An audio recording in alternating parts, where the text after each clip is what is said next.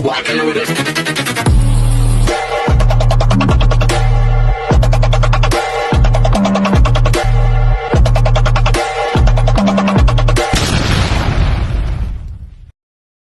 Hello beautiful people! Welcome back to my channel. This is your Mama Sam dito sa Sam Sam TV. Kamusta naman kayo mga amigo, amiga, kumare at kumpare? Sana lahat kayo ay okay na okay ngayong araw na to. At syempre kung ako naman ang tatanungin nyo, fresh overload pa rin ang beauty ng Mama Sam ninyo. So, totoo yan. So, doon sa mga hindi naniniwala, problema mo na yun. Huwag kang maniwala. Basta ako, fresh overload ako. Charot! Anyway, so, kamusta ang weekend? Ito ang kauna-unahang weekend natin sa taon na to. Kaya kanina talaga nag-decide ako na let's go outside no. Manood tayo ng sine. Gusto ko manood ng sine. In fairness naman doon sa pinanood namin, ang saya. Zombie-zombiehan. Charot. Thai movie siya. Gusto ko kasi yung actor. Tapos, masaya lang, relax lang yung movie, napa-enjoy ka naman talaga ng bonggang-bongga. At syempre tapos namin manood ng movie, kumain kami sa labas. So syempre sa paborito kong McDonald's, so doon kami kumain. Ang saya lang nung feeling kasi syempre nare-relax ka talaga, lalo na pag ganito mga weekend, wala kang ginagawa. Actually marami akong gagawin kaya lang inuna ko muna yung ma-relax ka para alam mo yun, masaya ka sa mga ginagawa mo, di ba? At syempre, kumain na kami sa McDonald's ng bonggang-bongga, sa akin paborito na fast food. Alam niyo naman ako, mukha akong McDonald's. Pakainin mo lang ako ng burger, masaya na ako, saka french fried. Ano na ako dyan? Sold na talaga ako dyan. Wala yang katumbas sa mga restaurant na mamahalin. Minsan talaga, mas gusto ko ang McDonald's. Totoo yun, oo. Kaya pakainin mo ako sa mga mamahaling restaurant, nako, it's the same. Pero mas feel ko, mas makikita mo yun saya sa mukha ko kapag dinala mo talaga ako sa McDonald's at in-order mo ako ng Big Mac at saka ng French fry. Saka samahan mo na rin ng sundae, chocolate flavor. Ganon! So, yan. Mababaw lang kaligayahan ko sa totoo lang. Hindi ako yung ambisyosong tao na gusto ko ganito, gusto ko ganyan. Sobrang simple lang ako. Tumingin din ako ng pangregalo sa mga bata kasi magkakaroon kami ng student day dito sa Thailand sa A12. So, ayun, naghahanap ako ng bisikleta. Ang mahal pala ng bisikleta. Umaabot ng 2K, 3K para sa mga bata. Kasi nga, parang the best na regalo yon. Kung sino yung, alam mo, bumili ako ng bisikleta, tapos bubunutin nila yung pangalan kung kanino mapupunta yon. Imaginein mo, may isa kang bata na mapapasaya ng bonggang-bongga. Saka, gusto ko rin mag-donate ng ice cream. Yung ice cream na sorbetes, yung malaki, yung parang marami na makakakain nun. Basta, parang feeling ko it's a good for them na mapasaya ko naman din yung mga estudyante ko, di ba? So yun, kaya kanina ayun yung ginawa namin, ikot-ikot kami sa mall, so tingin-tingin. So eto na, punta tayo dito sa chika natin.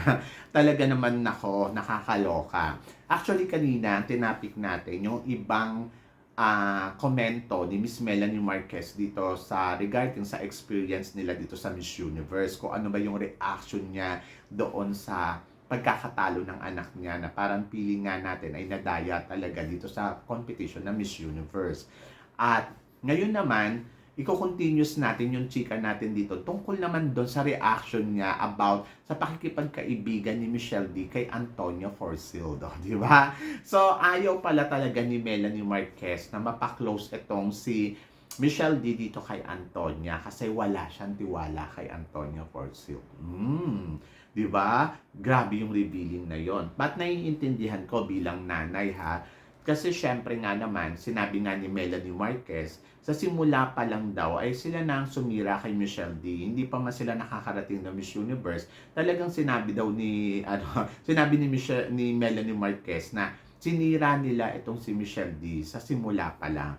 At pagdating nga doon sa Miss Universe, nakita naman natin na hindi talaga sila nag-uusap. As in, silang dalawa na rin ang nag-reveal na nag-iiwasan pala talaga sila. Yung tipong hindi sila nagbabatian.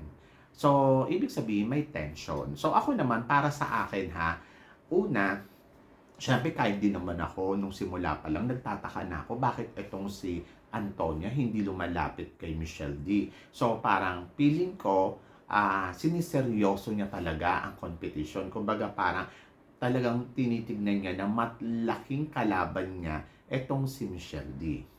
So, tama naman yung sinasabi ni Melanie Marquez. Sa totoo lang na you cannot trust sa mga taong sa simula pa lang ay gumagawa na ng sabotage sa'yo. Sa simula pa lang, nagkakaroon ka na ng alam mo yun, dumidistansya na sila sa'yo. So, you cannot trust yung mga ganitong klaseng tao. Totoo yun. At kapag gumagawa sa'yo ng pangit, tapos nakilala ka niya, so medyo pangit talaga yung magiging no, reaction ng tao doon na parang, ba't ka nagtitiwala dyan? Eh, hindi ka nga niya kinaibigan sa simula pa lang. Kasi kung maganda talaga yung intention sa'yo, sa simula pa lang, babatiin ka na niyan, kakausapin ka na niyan. At naramdaman natin talaga yung Miss Universe edition na to, talagang nag-iiwasan sila. Ayun yung unang inabangan na talaga ng tao sa kanila kung kailan sila magsasama sa iisang photos. At kung kailan sila mag-uusap. So ako para sa akin, I think Antonia Forsyth, she's a very nice person ha. I think, kasi may experience ako sa kanya na maganda talaga. At kung iisipin ko, si Antonia ganun talaga.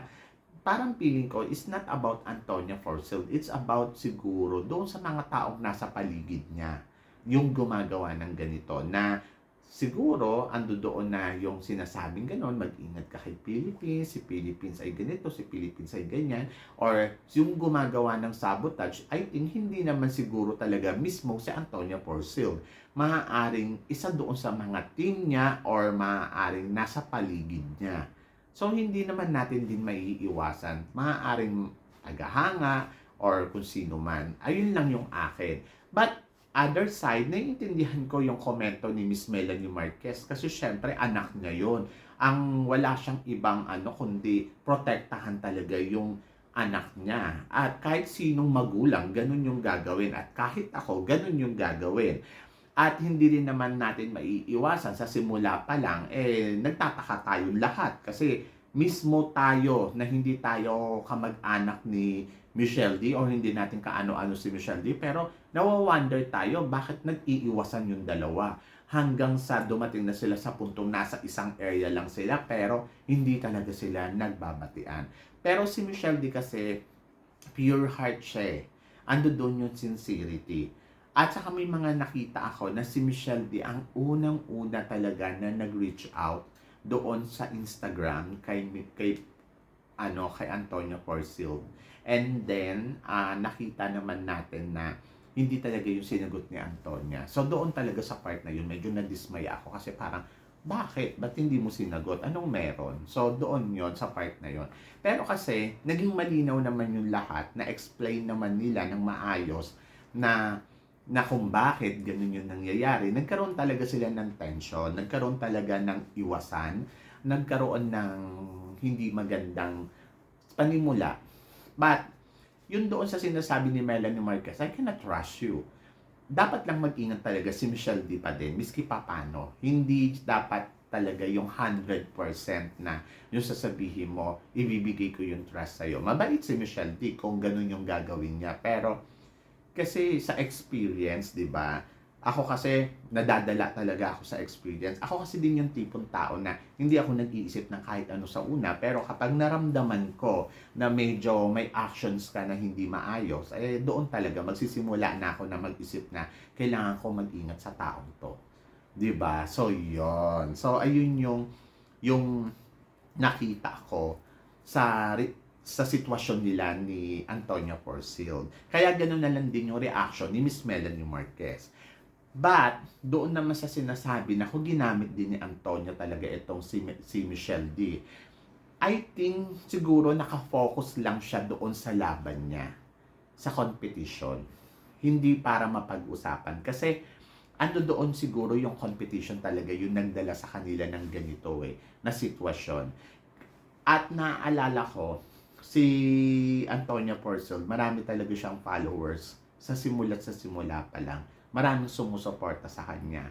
At yung mga followers na yon, sinuportahan din si Michelle D.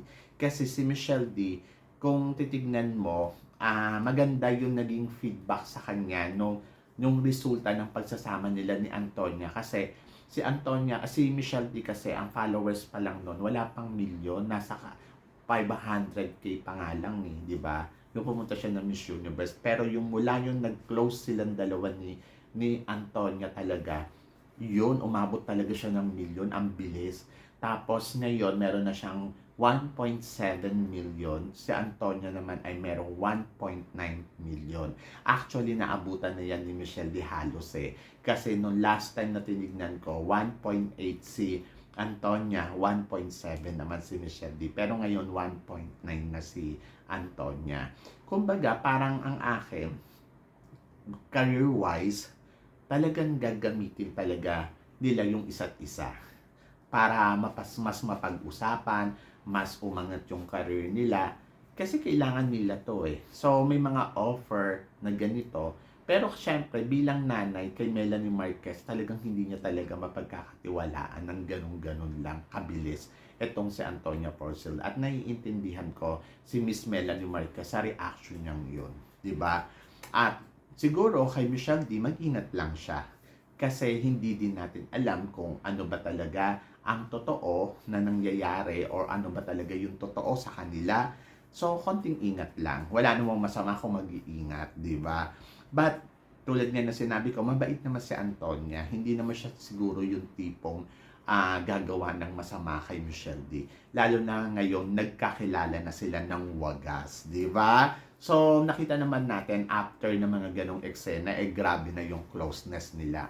So, sana lang mapagpatuloy nila yon at makapagsimula sila ng tama at mas bongga at mapatunayan ni Antonia kay Miss Melanie Marquez na hindi masamang tao itong si Antonia Porcel, di ba? So, yon. So, para at least, di ba, makita ni Miss Melanie Marquez na totoo si Antonia Porcel dito kay Michelle D. So, malalaman pa natin yan sa mga susunod na eksena kung magsasama ba sila. Malalaman natin yan kapag nagpunta dito si Michelle D, kung ganun ba sila ka-close pa rin sa isa't isa.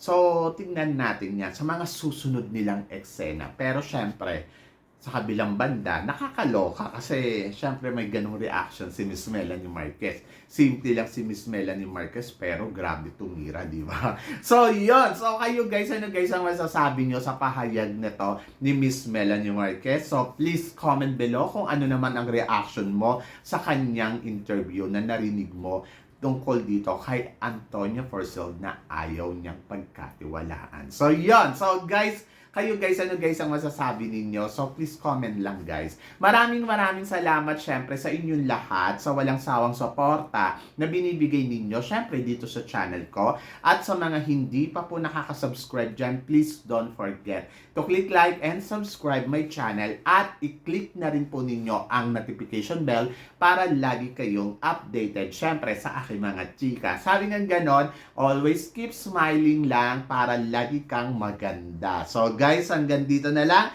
Hanggang sa muli nating chikahan. See you tomorrow. Thank you guys.